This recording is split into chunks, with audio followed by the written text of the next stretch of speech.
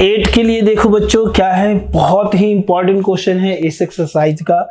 देखिए if A and B are the points respectively, तो ये रिस्पेक्टिवली तक जहां तक हम समझते हैं पहले वो कर लेते हैं। जैसे एक लाइन है इस तरीके का, ये ए एंड बी दो पॉइंट्स हैं, ये हमारा ए हो गया, ये बी हो गया। फिर फर्स्ट है -2 सेकेंड पॉइंट जो है वो 2, -4, ठीक है।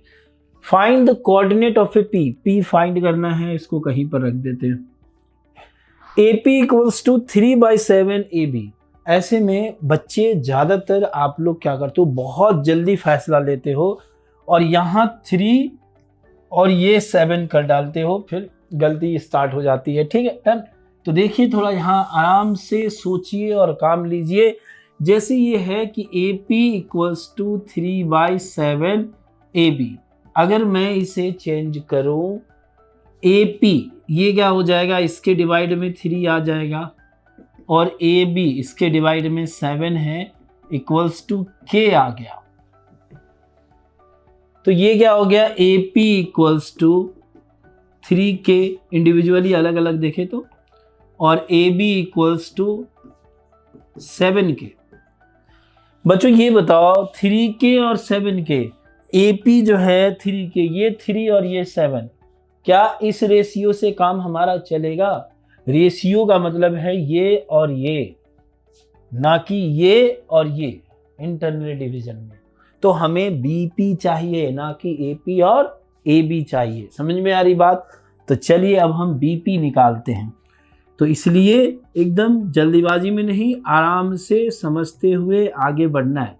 देखिए बीपी क्या होगा, इतना हमें पता है, इतना पता है, तो इससे पूरे से अगर एपी माइनस कर दे तो हमें बीपी मिल जाएगा, ठीक है। तो हम यहाँ क्या करेंगे, A B minus A P, जो ए बी है वो 7K और ये 3K, और इस तरीके से क्या हो गया, बीपी इक्वल्स टू 4K। अब इन दोनों का रेशियो क्या हो जाएगा, AP bye BP, 3K upon 4K, के कैंसिल हो गया, तो क्या हो गया 3/4। यही तो रेशियो पूछ रहा है, 3/4। अब आप देख लो यहाँ पर AP भी मिल गया और BP भी मिल गया, मतलब इतना 3 हो गया और इतना 4 हो गया। तो अब कौन सा मुश्किल काम है पॉइंट्स निकालना। x1 y1 x2 y2 और m और n दोनों पता है, तो पॉइंट्स निकालना इज वेरी इजी। चलिए तो जब पॉइंट निकालने हैं तो दोनों को एक साथ लेकर के चलते हैं।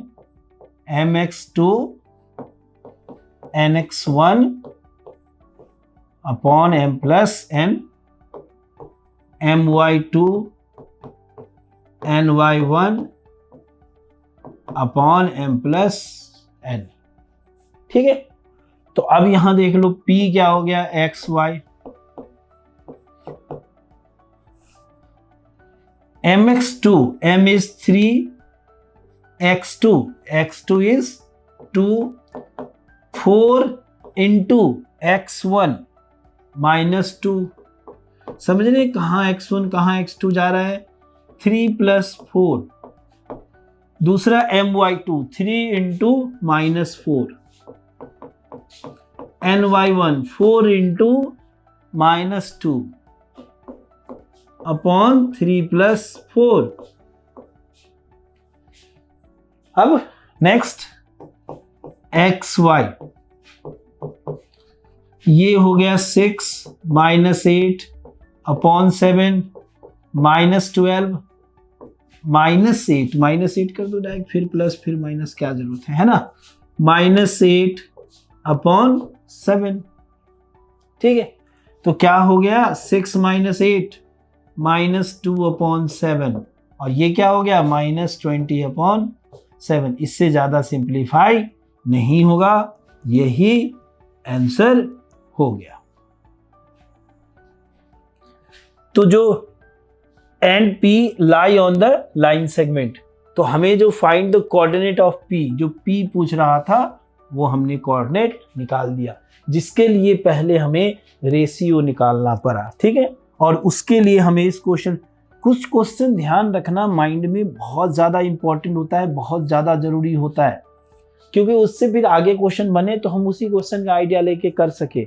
जैसे अगर वो चीज़ें ध्यान है एकदम, इन किताबों का ना देखिए मिनिमम रिक्वायरमेंट है। अब जैसे पैरेललोग्राम वाला इससे पहले का कॉन्सेप्ट है, वो आपको ध्यान है तो कभी भी पैरेललोग्राम के ऊपर आड़े टेढ़े कुछ भी क्वेश्चन आ जाएगा, आप वहां से अपना आइडिया ले सकते हो, लेकिन वो तो ध्यान रहना चाहिए। कभी भी रेशियो को ऐसे डिस्टर्ब कर दे, आप इस क्वेश्चन नंबर 8 से आइडिया ले सकते हो, लेकिन ये तो ध्यान रहना चाहिए। आप बिल्कुल नहीं रखोगे तो फिर क्या हो जाएगा, ये भी ऐसे ध्यान देगा और इसकी मदद से इसके बेस पर दूसरे भी आप कर सकते हो। तो पूरा एनसीईआरटी के जो अलग अलग क्वेश्चनों के टाइप्स हैं, उन क्वेश्चनों को आप माइंड में रखना होगा, तभी कुछ भी आ जाए तो उस आइडियोलॉजी के साथ उसे आप सॉल्व कर सकते हो। चलिए